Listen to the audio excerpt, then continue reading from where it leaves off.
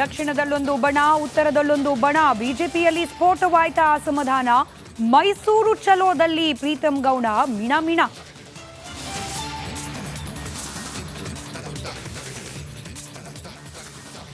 JDS ಜೊತೆ ಬಿಜೆಪಿಗರ ದೋಸ್ತಿ, ಕೇಸರಿ ಪಡೆಯಲ್ಲೇ ನಾಯಕರ ಕುಸ್ತಿ. ಮಂಡ್ಯಗೆ ಬಂದ್ರು ಪಾದಯಾತ್ರೆಯಲ್ಲಿ ಕಾಣಿಸದ ಗೌಡ್ತಿ.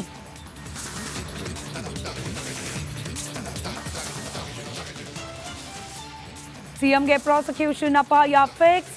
ಕಾದು ನೋಡುವ ತಂತ್ರದತ್ತ ಗೆಹ್ಲೋಟ್. ಆಗಸ್ಟ್ 12ರ ನಂತರ ಸಿದ್ದರಾಮಯ್ಯ ಭವಿಷ್ಯ.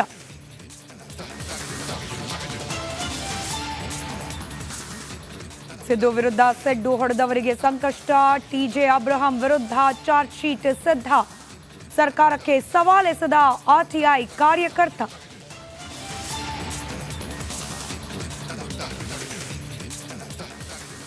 ಮೈಸೂರು ಚಲೋದಲ್ಲಿ ಸಾಲು ವಿಚಿತ್ರ. ಕಂಬಳಿ ಹೊತ್ತು ಕುರಿ ಹಿಡಿದ ವಿಜೇಂದ್ರ. ಪಾದಯಾತ್ರೆಗೆ ಮೆರುಗು ಕೊಟ್ಟ ಎತ್ತಿನ ಜೋಡಿ.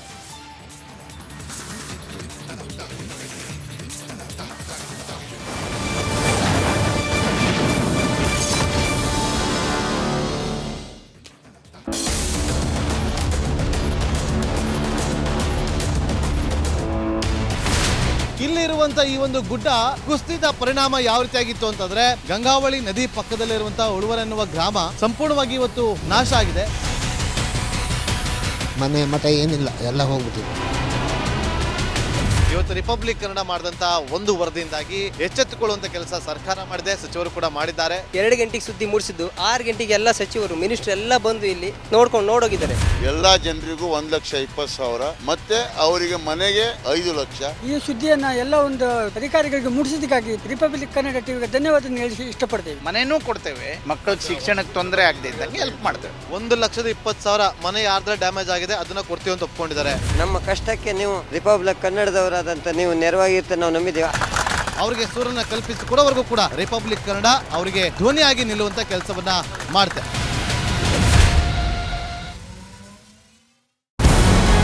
ನಮಸ್ಕಾರ, ಕರ್ನಾಟಕ ಪ್ರೈಮ್ ಟೈಮ್ಗೆ ಸ್ವಾಗತ.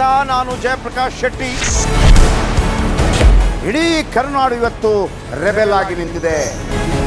ಈ ಹಗರಣಗಳನ್ನು ಸದನದಲ್ಲಿ ಪ್ರಸ್ತಾಪ ಮಾಡಲು ಕೂಡ ಕಾಂಗ್ರೆಸ್ ಹಿಂದೇಟು ಹಾಕಿದ್ದೇಕೆ?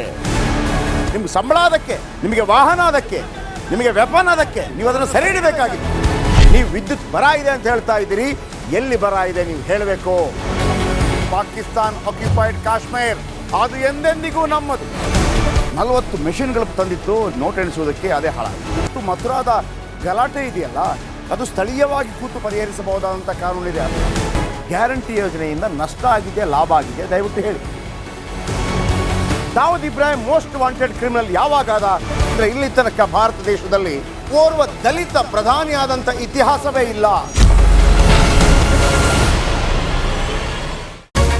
ರಿಪಬ್ಲಿಕ್ ವರ್ಲ್ಡ್ ಆಪ್ ಇದು ಕೇವಲ ಅಪ್ಲಿಕೇಶನ್ ಅಲ್ಲ, ಸಮಗ್ರ ಸುದ್ದಿಗಳ ಸಂಪರ್ಕ ಮಾರ್ಗಕ್ಕೆ ಕ್ರಾಂತಿಕಾರಿ ಬದಲಾವಣೆ. ರಿಪಬ್ಲಿಕ್ ವರ್ಲ್ಡ್ ಆಪ್ ಕೇವಲ ಸುದ್ದಿ ಅಪ್ಲಿಕೇಶನ್ ಅನ್ನ ಪರಿಚಯ ಮಾಡ್ತಾ ಇಲ್ಲ, ಬದಲಾಗಿ ಡಿಜಿಟಲ್ ಸುದ್ದಿ ಬಳಕೆಯ ಹೊಸ ಯುಗಕ್ಕೆ ನಾಂದಿ ಹಾಡ್ತಾ ಇದೆ. ಇದೊಂದು ಬ್ರೇಕಿಂಗ್ ನ್ಯೂಸ್, ಪ್ರಭಾವಶಾಲಿ ಕಾರ್ಯಕ್ರಮಗಳಿಗೆ ಗಟ್ಟಿಯಾದ ವೇದಿಕೆ. ರಿಪಬ್ಲಿಕ್ ವರ್ಲ್ಡ್ ಅಪ್ಲಿಕೇಶನ್ ಈಗ ಲೈವ್ ಆಗಿದೆ. ಗೂಗಲ್ ಪ್ಲೇ ಸ್ಟೋರ್ ಮತ್ತು ಆಪಲ್ ಆಪ್ ಸ್ಟೋರ್ ಎರಡರಲ್ಲೂ ಲಭ್ಯವಿದೆ. ಈಗಲೇ ಡೌನ್ಲೋಡ್ ಮಾಡಿ.